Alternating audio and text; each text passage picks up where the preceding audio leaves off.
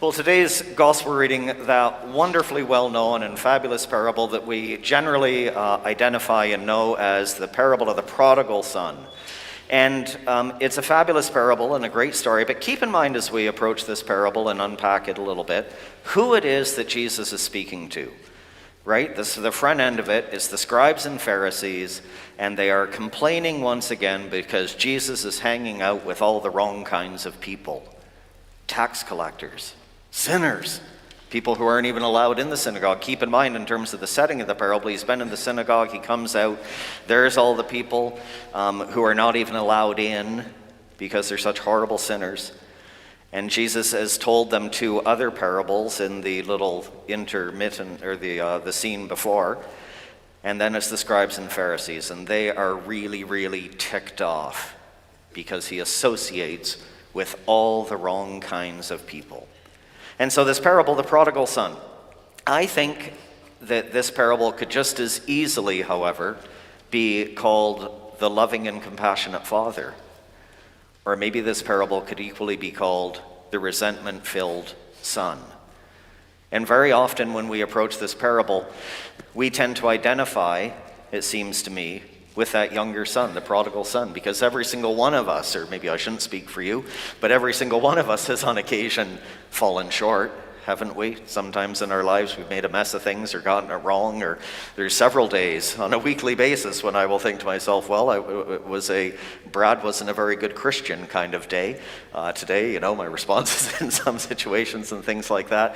And this parable is so comforting for us to know that no matter what, God welcomes us back home and is waiting for us to return to, as the younger son. Did you notice that phrase when he came to himself, he came to his senses, and that God is ever loving, ever compassionate, full of empathy for us and forgiveness. And there's a lot to be said in that approach and understanding of this parable. But isn't there something for us too in the example of that elder son? Because isn't that sometimes us as well? We can, the elder son is one of those people who keeps score. And he's done everything right. He says in that parable, for all these years I've been working like a slave for you. He has never stepped out of line. He's followed all the rules. He's checked off all the boxes. He's done everything absolutely right. And so he is convinced of his entitlement. He deserves, all of these things from the Father. He deserves it.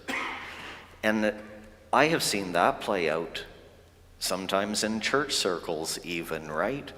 Where, we can get sort of entrenched in our ways and think that, well, I've done all the right things, and that somehow should be accompanied with a greater say, a greater value. We sometimes divide the world up that way, do we not? We decide who's worthy, who's unworthy, who's deserving, who's undeserving, all based on our value systems, our judgments, our sense of what we deserve and how the world should go. And this parable highlights to us, God doesn't work like that. That God has a bigger heart than what any of us have. That there is nobody who is left out or excluded in God's kingdom. And the antidote to that resentment that we can sometimes fall prey to, the antidote is gratitude, it seems to me. Gratitude that God is this generous and forgiving and merciful and compassionate. Because if God is that loving and compassionate and merciful with the unjust and the wicked too, then God is compassionate and merciful to me and calls me and tells me that I have a place, I'm welcome at that table too.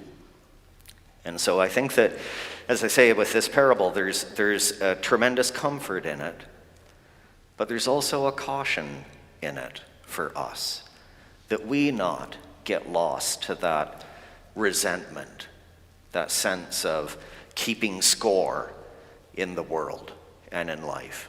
There's a caution in this parable for us. And it also seems to me that being challenged by that caution tells us the heart we need to have as we move out into the world. It's not mine to judge who's worthy, who's unworthy, who's deserving, who's undeserving. That's not my business. And I'm thankful that God is more loving and capable than I am.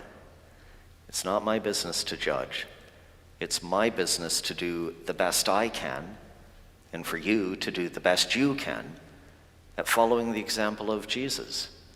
Because in following the example of Jesus, that's how we heal the hurt that surrounds us in so many people's lives. And it's not something that happens instantaneously, right? Healing that hurt is about us being present with people and being there over the long term for people, not with judgment, but with endless compassion. Amen.